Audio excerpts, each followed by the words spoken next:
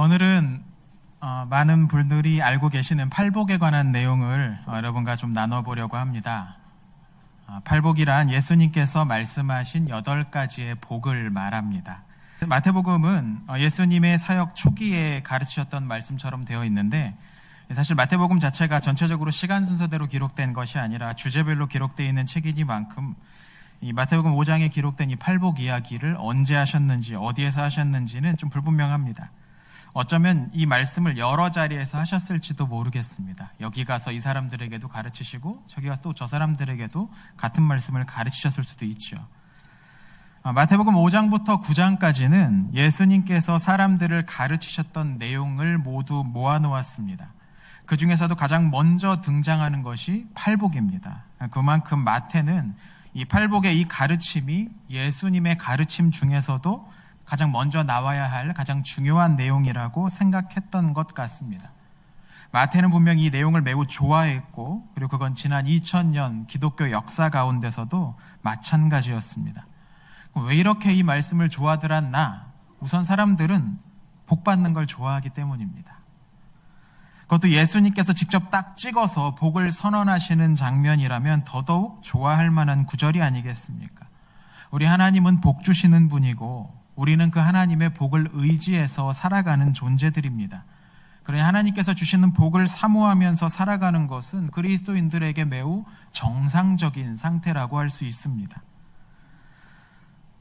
근데 다만 저는 우리가 이 팔복을 묵상하면서 종종 그 묵상하는 가운데 실수를 하곤 한다는 점을 발견했습니다. 실은 저도 한참 동안 그런 실수를 하고 있었습니다.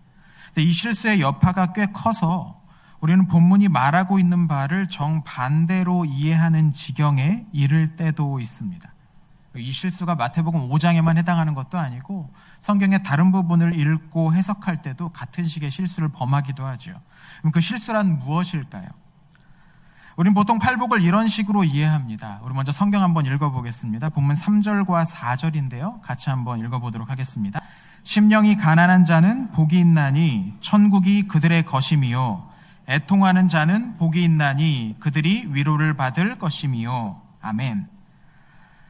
이 구절을 보면서 우리는 천국을 상으로 받은, 그리고 또 위로를 받는 사람들의 이야기를 발견할 수 있습니다. 누가 그런 복을 받습니까? 심령이 가난한 자, 또 애통하는 자가 그런 복을 받게 됩니다. 그리고 이 단계에서 사람들은 이제 우리가 심령이 가난한 자가 돼야 한다고, 우리가 애통한 자가 되어야 한다고 생각하기 시작합니다. 그 다음에 이어질 내용은 심령이 가난한 것이 무엇인지, 어떻게 하면 그렇게 될 수 있는지를 설명하는 식이겠죠. 근데 다행인 건, 이게 다행인지는 모르겠지만 다행인 건 누가복음에서는 같은 내용을 기록하면서 그냥 가난한 자는 복이 있나니라고 말합니다. 근데 마태복음은 심령이 가난한 자라고 말하죠. 우리들 중 누구도 가난해지고 싶지는 않기 때문에 가난한 자가 복이 있다 그러면 조금 애매해지는데, 다행히 마태는 심령이 가난하면 된다고 하니까 마음의 부담을 덜면서 복받을 길이 열린 것처럼 여기게 됩니다. 물론 이건 억지죠. 사실 본문을 정확히 읽으면 우린 그런 억지를 부릴 필요가 없습니다. 팔복을 읽으면서 우리가 하는 가장 큰 오해란, 실수란 이겁니다. 이 말씀을 우리가 열심히 달성해야 될 어떤 목표, 우리가 해야 될 임무의 목록으로 읽으려 한다는 점입니다. 우리는 팔복을 읽으면서 우리의 심령이 가난해져야 한다고, 우리가 애통해야 된다고, 온유해야 된다고, 의에 줄이고 목말아야 된다고 말합니다. 그러니까 이 본문을 우리가 달성해야 될 목표로 읽는 것이지요.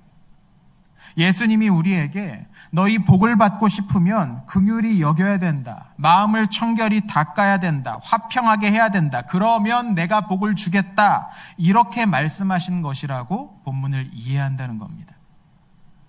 그리스도인들은 온유한 게 좋습니다. 의에 줄이고 목마른 사람이 되는 것이 맞습니다. 하나님의 백성이라면 다른 사람들을 긍휼히 여길 줄도 알고 마음을 청결히 닦으려 애쓰는 것이 지당합니다. 이런 일들을 다 좋은 겁니다. 잘못됐다는 말이 아닙니다. 다만 본문에서 예수님이 의도하신 것이 정말 그런 뜻이겠느냐라는 말씀입니다. 자, 우리 예수님께서 이 말씀을 하셨던 그 상황 가운데로 한번 들어가 봤으면 좋겠습니다. 본문 1절을 보면 예수님께서 어떤 무리를 보시고 산에 올라가 앉으셨다고 시작합니다. 예수님과 함께 있었던 이 무리란 누구일까요? 바로 앞절인 마태복음 4장 24절과 25절을 보면 그 무리라고 불렸던 사람들이 누구인지가 나옵니다. 우리 같이 한번 읽어보겠습니다. 마태복음 4장 24절과 25절입니다. 그의 소문이 온 수리아에 퍼진지라 사람들이 모든 앓는 자, 곧 각종 병에 걸려서 고통당하는 자, 귀신 들린 자, 간질하는 자, 중풍병자들을 데려오니 그들을 고치시더라. 갈릴리와 데가볼리와 예루살렘과 유다와 요단강 건너편에서 수많은 무리가 따르니라. 아멘. 예수님의 사역의 결과로 수많은 사람들이 그분의 능력을 보고 깨달았습니다. 그분이 가는 곳마다 병들이 치유가 됩니다. 굶주린 사람들이 배고픔에서 벗어날 수 있게 됩니다. 귀신들이 그분 앞에서 쫓겨나게 됩니다. 그러니 당연히 수많은 사람들이 우리 예수님 앞으로 몰려 나왔습니다. 누가 왔습니까? 각종 병으로 고통을 받고 있었던 사람들이 나왔습니다. 그 당시에 의학 기술로는 원인도 치료 방법도 알지 못했던 사람들이 그분께 나와서 고침받기를 원했습니다. 귀신이 들려 제어할 수 없는 이들과 그들의 가족들이 예수님께 나왔습니다. 이들은 하루하루 살아가는 것이 지옥 같은 사람들이었을 겁니다. 그들의 소유는 진작에 바닥났겠죠. 가진 것이 다 떨어지면 주변에 호의를 구하면서 살 수밖에 없었을 겁니다. 그런데 그런 시간이 길어지면 주변 사람들도 친척과 이웃들도 이들을 어찌할 수 없는 상황에 빠져들게 됩니다. 그들의 친구들은 진작에 떠났을 겁니다. 예수님 앞에 나온 사람들은 지금 그런 사람들이라는 겁니다. 이들은 잘 준비된 채로 무슨 영적인 가르침을 듣기 위해 강의실에 몰려나와 있었던 것이 아니라는 겁니다. 예수님 앞에서 이 말씀을 들으러 온 사람들은 절박한 상황 가운데서 이제 예수님이 없으면 다른 소망이 전혀 없는 그런 사람들이었다는 겁니다. 비단 이날만이 아니라 예수님의 사역 기간 내내 그분을 따라다니고 가장 그분과 가까이 있었던 그런 사람들은 다 이런 사람들이었습니다. 세리와 창기와 장애인들과 심한 병에 걸렸는데 더 이상 치료에 돈을 쓸 수 없을 정도로 가난하고 아무 힘이 없어서 억울한 일을 당해도 누구에게 호소할 수 없는 그런 사람들이 예수님 곁에 나와 있었다는 겁니다. 이 당시 사람들이 예수님을 부르던 별명 가운데 하나가 무엇이냐면 세리와 죄인의 친구라는 말이었습니다. 그만큼 다른 것 어디 하나 의지할 수 없었던 사람들이 절박한 가운데 예수님에게 달려 나왔다는 말입니다. 자, 그러면 그런 사람들을 앞에 두고서, 그런 사람들을 앞에 앉혀두시고서 우리 주님께서 어떻게 하면 심령이 가난해질 수 있는지 그 신학적 의미와 적용에 대해서 강의를 하셨겠느냐는 말씀입니다. 아니었을 겁니다. 이 절박한 사람들을 두고 하나님이 주실 복을 받을 수 있는 자격과 신학적인 상태를 논한다는 것은 어이없는 일일 겁니다. 사실 지금 예수님 앞에 나와 있던 이 사람들은 가난해지려고 애쓸 필요가 없는 사람들입니다. 실제 가난한 사람인지 영적으로 가난한 사람인지 두고 고민할 필요도 없었을 겁니다. 그들은 이미 가난한 사람들이었기 때문입니다. 그들은 어떻게 애통하는 삶을 살 수 있을지를 배울 필요가 없는 사람들이었습니다. 그들의 삶이 이미 애통한 상황 가운데 날마다 처해 있었기 때문입니다. 줄이고 목마른 사람들은 그들이 닮아가야 될 목표가 아니라 지금 그들의 상태였다는 겁니다. 여기에 이 본문을 이해하는 열쇠가 있습니다. 팔복에 나오는 복 있는 사람들의 이야기는 이렇게 하면 우리가 복을 받을 수 있다고 말씀하신 게 아니라는 겁니다. 물론 온유해지고 긍휼히 여기는 사람이 되고 마음이 청결한 사람이 되는 것은 좋은 일이지만 적어도 이 본문을 읽고서 여기에 기록된 복을 받기 위해 그런 사람이 되려고 애쓰는 거라면 아무리 노력해도 그 목적을 이룰 수가 없을 겁니다. 본문에서 예수님이 가리키신 가난하고 애통하고 온유하고 의에 줄이고 긍휼히 여길 줄 아는 사람들이란 지금 그분 앞에 나와 있는 이 사람들을 가리킨다는 겁니다. 그들이 그런 상황이었다는 겁니다.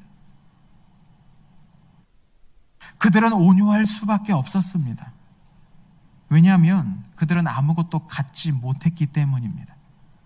아무것도 갖지 못한 사람은 화를 낼 수 없습니다. 배고픈 이들은 의에 줄이고 목마를 수밖에 없습니다. 어떤 사회든 어떤 경제 구조든 힘을 가진 이들에게 유리하게 구성되어 있기 때문이죠. 그런 불이한 구조가 깨지지 않으면 언제라도 배고픈 사람들은 만들어질 수밖에 없습니다.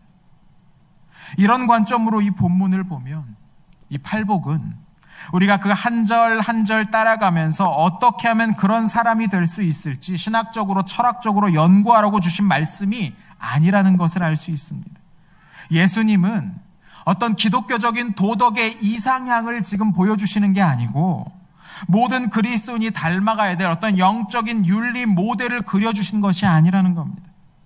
주님은 지금 자신 앞에 몰려나온 이 수많은 가난한 사람들, 이 애통한 사람들, 이 줄이고 굶주린 이 사람들에게 복을 선언하시는 겁니다. 예수님 말고는 희망을 걸 데가 도무지 없었던 사람들에게 예수님께서 복이 있다고 선언하셨습니다. 모두가 각자의 방식으로 성공하기 위해서 바쁘게 살아가던 그 시간, 예수님 앞에 나와 앉아있는 이 사람들에게 하늘의 복이 있다고 말씀하셨다는 겁니다. 그거면 충분한 거죠. 예수님께서 주시는 이 하늘의 복을 받기 위해서 우리는 어떤 모델을 담기 위해 애쓰고 노력하지 않아도 괜찮습니다. 주님은 우리가 여기에 제시된 8가지의 복 받는 사람들의 모습을 몇 %나 달성했는지에 관심을 두지 않으신다는 말씀입니다. 이 복을 받느냐 받지 못하느냐를 가르는 가장 중요한 조건이 있다면 우리가 예수님을 얼마나 필요로 하느냐입니다. 우리가 예수님을 얼마나 간절히 필요로 하느냐, 우리가 얼마나 간절히 예수님만을 바라느냐, 그분이 정말로 우리의 삶의 핵심이라고 여기고 있느냐, 그것뿐입니다. 우리가 얼마나 많은 극기와 인내와 노력을 하느냐가 아니라는 겁니다. 하나님이 주시는 복은 선물이지 주고받는 게 아닙니다. 내가 이만큼 했으니 그에 상응하는 대가를 받는 게 아니라는 겁니다. 그런데 우리는 이 값없이 주어지는 하늘의 선물이라는 개념을 불편해합니다. 머리로는 알겠는데 마음으로는 쉽게 받아들이기가 어렵습니다. 이 당시 바리새인들과 사두개인들이 우리 주님께서 세리와 창기와 장애인들과 아이들과 함께 계시는 모습을 보고 불편해했던 이유가 여기 있습니다. 이들은 하나님 앞에 내세울 아무런 공로도 갖지 못하고 있는 사람들입니다. 반면 자신들은 자기들이 생각하기에 하나님으로부터 복받기에 충분한 무엇인가를 가지고 있다고 여겼습니다. 그런데 자신들이 아니라 저 사람들과 예수님이 함께 계신다는 걸 보니까 불편했던 거죠. 요새 하는 말들 중에 누군가 이유 없이 소고기를 사주면 조심하라는 말이 있습니다. 들어보셨나 모르겠습니다.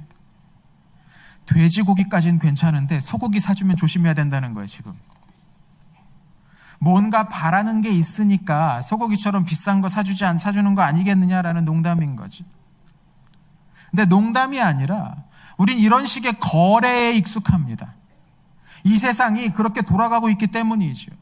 내가 노력하지 않으면 누구도 나에게 이유 없이 호의를 베풀지 않습니다. 아니, 내가 노력한 것이 100이라면 결과는 50 내지 60 정도 돌아오는 게 세상입니다. 중간에 온갖 사람들이 끼어들어가서 자기의 몫을 뺏어가기 때문이죠. 내가 노력한 것을 제대로 얻지 못하는 것, 이게 이 세상의 원리입니다. 금수저, 흙수저 논란에서도 알 수 있듯이 이제는 개인의 노력으로 쉽게 극복할 수 없는 계층과 계급의 벽도 분명히 존재합니다. 그러니 한탕 크게 도박해서 인생 역전을 꿈꾸는 환상을 쫓는 게 아니라면 내가 열심히 해서 결과를 얻을 수밖에 없다는 그런 생각에서 벗어날 수가 없는 것이죠. 이게 세상이기 때문입니다. 그리고 우리도 그런 세상의 원리에 깊이 젖어들어 있습니다. 그런데 이런 생각이 성경을 읽는데도 영향을 미친다는 겁니다. 내가 한 만큼, 아니 내가 한 것보다 좀 덜한 결과를 얻는다는 이 땅에서의 경험을 하나님에게도 대입시키는 겁니다. 그러니 복을 받기 위해서 내가 뭔가 열심히 해야 된다고 생각하게 되는 것이죠. 내가 이룬 만큼 복을 받게 된다는 생각이 우리 마음 가운데 깊이 박히게 됩니다. 내가 어떤 사람이 되어야 하나님이 뭔가를 주신다는 이해가 여기에서 나오는 겁니다. 예를 하나 들어볼까요? 갈라디아서 5장을 보면 성령의 열매라는 것이 나옵니다. 다들 아시죠? 사랑과 희락과 화평과 오래 참음과 자비와 양선과 충성과 온유와 절제입니다. 이 9가지의 덕목을 보면서 우리는 자연스럽게 우리가 달성해야 될 목표를 떠올립니다. 성령의 열매가 이런 것이니까 우리가 이런 열매를 맺기 위해 노력하고 애써야 한다는 거죠. 그런데 여러분, 갈라디아서 본문을 자세히 읽어보면요, 바울은 성령의 열매를 맺기 위해 우리더러 애쓰라고 말하지 않습니다. 바울이 거기에서 말하는 것은 우리가 성령을 따라 살면 그런 열매가 자연스럽게 맺힐 거라고, 그건 선물과 같은 일이라고 말하고 있을 뿐입니다. 그러니 성령께 집중해야 된다는 것이죠. 내가 한 만큼만, 정확히는 내가 한 것보다 조금 덜한 결과가 나오는 것이 이 세상의 결과입니다. 그러나 하늘의 원리는 다릅니다. 포도원 일꾼들의 비유를 생각해 보십시오. 일꾼들에게 주는 품삯은 그들이 얼마나 일찍 나와서 일을 했느냐가 아니라, 그들이 얼마나 많이 수확했느냐가 아니라 그들을 향한 주인의 사랑이 얼마나 컸느냐에 달려 있었습니다. 바울은 로마서 4장에서 일한 것이 없이 하나님께 의로 여김을 받는 사람의 복에 관해서 말합니다. 그렇습니다. 하나님이 주시는 복은 처음부터 우리가 얼마나 노력했느냐, 우리가 얼마나 훌륭한 사람이 되었느냐와 관련이 있는 것이 아니었습니다.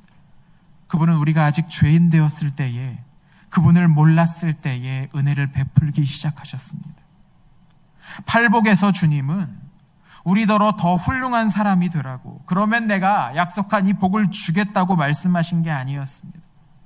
그분 앞에 몰려 나왔던 그 무리들, 그 사람들은 여전히 많은 부분에서 부족했습니다. 그들은 이기적인 사람들이었습니다. 당장 자신에게 필요한 것만 달라고 요구하던 이들이었습니다. 요한복음을 보면 예수님 앞에 나온 많은 사람들이 예수님이 좀 어려운 말씀하시니까 이게 무슨 말인지 이해를 못하겠다고 많이 떠나버렸더라, 그런 말씀도 나옵니다. 그런데 예수님께서는 그 불완전하고 그 온전치 못하고 자기만 생각하고 자기가 아는 게 전부인 것처럼 여겼던 그 사람들에게 하늘의 복이 있다고 선언하신 겁니다. 그들에게 복을 주시겠다고 선포하셨습니다. 왜 그랬습니까? 그들이 지금 예수님 앞에 나와 있기 때문입니다. 그들이 예수님 앞에 나와 있기 때문입니다. 그들이 지금 예수님에게 자신들의 유일한 소망을 걸고 있기 때문입니다. 그들은 자신들이 한 해 동안 얼마나 많은 공을 세웠는지, 얼마나 철저하게 규정을 지켰는지를 보지 않았습니다. 이들은 내세울 게 전혀 없었습니다. 그들이 생각했던 것은 단 하나였는데, 예수님 앞에 나아가면 하나님의 은혜를 받을 수 있다고 굳게 믿었던 겁니다. 그리고 그것 하나면 예수님이 주시는 이 복을 받기에 충분했습니다. 주님은 그들을 향해 선언하십니다. 심령이 가난한 여러분에게 복이 있습니다. 애통하고 줄이고 목말라서 나온 여러분에게 복이 있습니다. 저 세상의 성공 방식이 아니라 나에게 나온 여러분에게 복이 있습니다. 기뻐하고 즐거워하십시오. 하늘에서 여러분의 상이 큽니다. 우리 주님의 말씀입니다. 오늘 2019년 마지막 주일입니다. 한 해가 다 저물고 있습니다. 날이 점점 추워지고 있고 밤의 길이도 길어져서 사방이 금방 어두워지는 것 같습니다. 이 시간쯤 되면 지난 한 해 동안 있었던 크고 작은 일들을 떠올리게 됩니다. 그런데 한 해를 마칠 때쯤 되면 내가 잘했던 것보다 내가 잘 못했던 것들이 더 먼저 떠오르는 것 같습니다. 내가 이루었던 것보다 내가 올 초에 이런 목표를 세웠는데 금방 또 실패하고 포기해버렸네, 안타까운 그런 마음이 더 먼저 들곤 합니다. 그러나 여러분, 하나님께서는 우리가 이루지 못했던 것들, 우리가 실패했던 것들을 보고 계시지 않습니다. 우리의 심령이 얼마나 가난해졌는지, 우리가 올 한 해를 온유한 사람으로 살았는지, 우리가 있는 곳을 화평하게 했는지를 두고 점수를 매기지 않으십니다. 하나님이 보시는 것은 우리가 지금 여기에 나와 있다는 겁니다. 우리 하나님은 그것을 보십니다. 우리가 우리의 삶에서 하나님이 가장 중요하다는 것을 깨닫고 그분 앞에 나와 있는 것, 그것이 하늘의 복을 받을 수 있는 유일한 조건입니다. 그분 앞에 나와 있으면 우리는 변합니다. 그분 앞에 나와 있을수록, 오래 나와 있을수록 점점점 크게 변하게 될 겁니다. 변화는 우리가 이루는 것이 아니고 아버지와 아들께서 보내주신 성령을 통해서 이루어지는 일이기 때문입니다. 그분 앞에 나와 있으면 변화되고 복을 받습니다. 이 세상의 원리는 내가 한 만큼 결과를 얻습니다. 내가 한 것에 대한 충분한 보상이 이루어지지 않는 경우도 허다합니다. 그러나 하늘의 원리는 다릅니다. 주님은 우리 안에 오셔서 우리를 복받는 사람으로 만들어주시는 분입니다. 교회는 오래전부터 하나님께서 소년이 가져온 물고기 2마리와 5조각의 빵으로 어떤 큰 일을 행하셨는지를 고백하고 찬송하고 칭송해 왔습니다. 그런데 그 일은 오늘도 일어나고 있습니다. 우리의 작은 헌신이, 헌신하겠다고 품고 있는 그 작은 결단이 보이지 않을 것 같은 그런 약한 결단으로도 무슨 대단한 업적이 아니라 그저 겨우겨우 하나님 앞에 나와 있는 그것만으로도 하나님은 놀라운 결과를 일으켜 내실 것입니다. 그런 하나님에 대한 기대를 우리는 소망이라고 부릅니다. 우리 믿음의 선배들은 하나님이 하시는 이 놀라운 일들을 보고 소망을 품을 수 있었습니다. 우리는 소망을 품고 살아야 합니다. 만족할 수 없었던 올 한 해도 실은 다 하나님의 은혜였습니다. 하나님의 은혜로 오늘 우리가 여기에 나와 있습니다. 그리고 그렇게 나온 여러분들에게 예수님께서 말씀하십니다. 천국이 여러분의 것입니다. 여러분은 위로를 받을 것이고 하나님을 보고 그분의 자녀로 인정받을 것입니다. 하나님은 오늘 이 모습 이대로 우리를 받아주십니다. 소망으로 한 해를 마무리하고 새해를 맞이하는 우리 영독의 모든 성도님들이 되기를 축원합니다.